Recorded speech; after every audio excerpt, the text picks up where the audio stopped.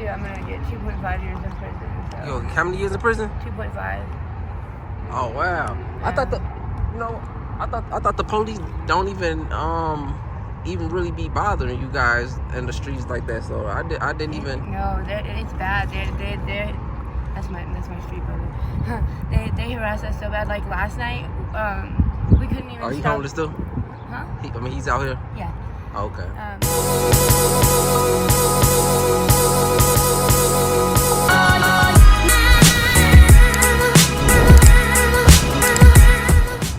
Hey, how's it going? It's been a kind of a downhill struggle since last time we talked.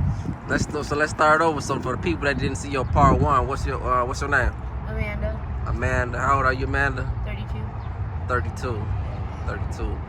So for the people that didn't see the last video with Amanda, we go just give you some type of info that you want to tap into. Just sum it up. I had my dog the last time, you know, she was just with my friend, but since the last time I was arrested and the cops seized my dog and oh yeah, so you did have a dog. Yeah. So what happened to that dog? You was telling me that dog was a emotional support dog, correct? She wasn't registered or anything, but she was like the only thing that gave me really purpose, you know, being out here and, you know, doing what I do. And yeah, they seized her and put her up for adoption, and they did me so dirty, but they wouldn't even let me say goodbye to her or anything. Like, so I've just been having a really tough time since I've lost her. So it made you feel like losing a family member. Yeah. Basically, right? Yeah, and the cops pretty much told me that I was being selfish, that I should give her up right then and there, so she, you know, be in a better situation. Better life. And I was like, you don't have any idea what kind of life my dog has. Like, she's happier and like more well taken care of than most dogs that are inside, you know. And yeah, right, the love that they don't understand the love that you have for. Yeah. You know, it's kind of like when a person give their kid up. Kind of like one of them situations, but yeah. Well, I mean, like somebody's forcing to take your kids away, but you love your kid. Yeah. So what you been doing lately? You know, out here, it's getting kind of warmer. I got out about a week ago. I was in for 8 days roughly. Jail? Yeah. What happened? Let's talk about that. Well, I got caught getting high behind the bagel shop. So, you know, they arrested me and my co-defendant, who I was, you know, with, and he pretty much told them everything that they found on us was mine, and he told me, like, you know, why should we both go down for it? So he got a slap on the wrist, and I have court-ordered rehab, 360 hours of community service. Like, I have another court date coming up, and if I don't do everything like that I'm supposed to, I'm gonna get 2.5 years in prison. So. Yo, how many years in prison? 2.5. Oh wow! Yeah. I thought the police don't even really be bothering you guys in the streets like that. So I didn't even. No, it's bad. They're that's my street brother. They harass us so bad. Like last night, we couldn't even. Are you stop. homeless still? Huh? He's out here. Yeah. Oh, okay. We couldn't even stop anywhere to try to get any sleep because they were doing sweeps everywhere. So they were all over the place all night long, and so pretty much we just walked around all night because or else if they would have stopped us, we could have risked, you know, going to jail. Yeah. And that's just the sad reality of it. Like they're more concerned with the homeless population than like any other crime or anything like that. Like it's really sad. Like it seems like some of the cops get a kick out of like making our lives harder. You know? Yeah. So how has it been with the addiction, fighting addiction? I know we talked about maybe you getting help. Yeah. Well, like I said, I have to go to rehab before my next court date, which is June 6th. So I will be. I've been going to my mom's and like doing research on different rehabs. Oh, so you haven't been going to your mom's house? Just for a couple hours, like every so often during the day. Like just figure out where I want to go. Okay. Yeah. So how's mom? How's that? You know, the relationship with mom? I know she. It's as good as it can be, you know, given the circumstances. But she always sticks by my side, no matter like what I do. Yeah. So. But you're an adult, so she's not gonna be like, hey, you can't leave this house. Yeah, no.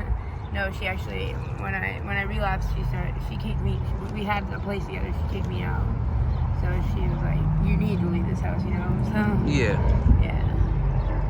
Well, I don't want you, you know, I don't want you to go to jail, but I know that's when you probably want to get clean, 2.5 years, but, I mean, even then, they sneak in drugs in there, but, you know, we don't want to see you go to jail. We want to see you on the right path, and jail, county jail is no fun place to be at all, like, it's miserable.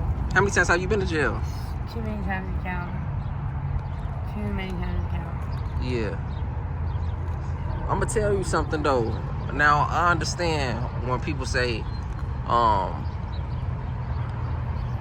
these are my family, because the people that you're surrounded, you know, on the streets, they tend to understand you more because you know they're fighting the same battle that you're battling, and you start to look at them and say, hey, this is my family. But I'm gonna be honest though, your situation ain't gonna change it being around them people. Yeah, of course. Y'all fighting the same more thing. Of a security blanket, you know, Yeah. while you're out here, to have those people that you can at least trust to be around you, you know, or help you out if you need it. Like him, he's my best friend out here. Like, you know, we camp together every night wherever we go. Like, and yeah, we help each other out as much as possible, you know. Yeah. No, that's dope. You know, to have somebody, you know, you need love too. Yeah. And you know what I'm saying, like, you know, even though, and that's good, you ain't gotta find it in a man as in a relationship. Y'all just That's just too messy. yeah, you know, right? It's just a whole nother problem. Right. Yeah. So what you gonna do with, you know, it's getting hot out here. Can't escape the heat, huh? Nope, not at all. It's already been bad. Like, I had a heat stroke the other day. And A heat stroke? Yeah, and well, I was borderline heat stroke, and then I went to smoke, and I OD'd for the first time ever because I was so depleted of everything else. So I How do you know you OD? Like, how did that, you know? I came to, and I was soaking wet, and the guy was doing a sternum rub on me. He had told me that I was overdosing, and that, you know, everybody pretty much just walked away and left me, and that he, you know, stayed to help me. So Okay. yeah, thank God for him, because if not, I don't know if I'd be here still. Right. That was a really scary thing. Man, you know, you got family that love you. You know, Yeah. love is a strong word, but you know, I met you for the first time, and I could tell that you a beautiful person, beautiful soul. You know, I care about you. I don't want to see you out here. You know, it's crazy to say that I want to keep seeing you out here, but I don't want to see you in. You know, I'm saying that I want to be able to see, hey, man, she's still alive. You know, Yeah. versus that's gonna bother me. That I just keep driving past one day and I don't see you. Right. But you know, if that does happen, hopefully your inside somewhere change your life, because you're still young. You don't want no family.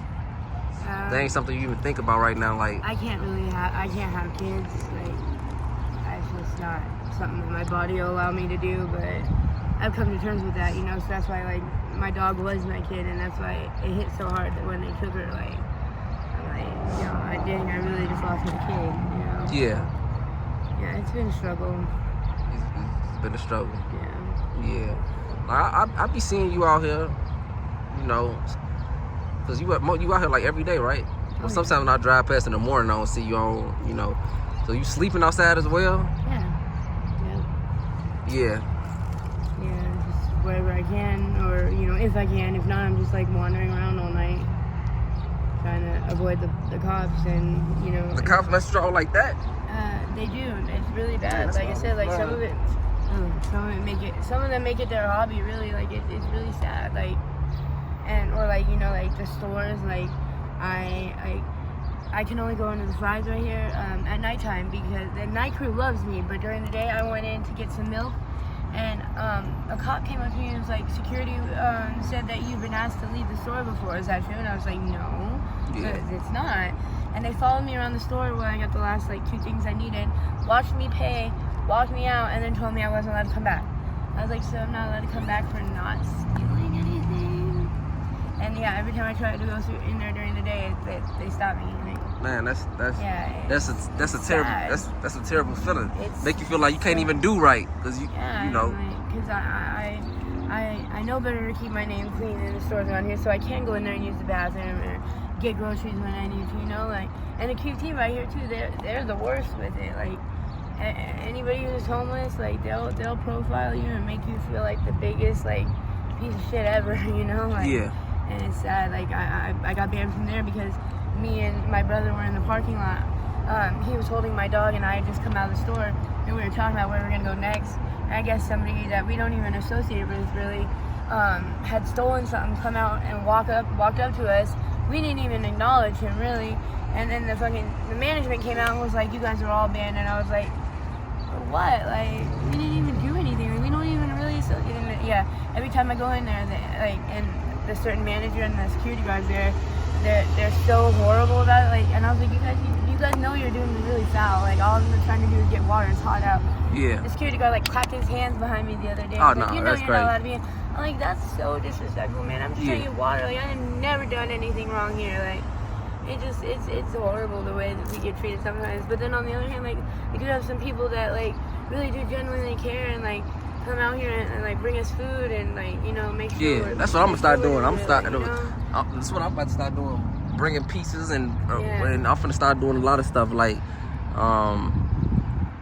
that ain't all. Well, that's mostly I be doing interviews, but you know, like I said, I want to transition to.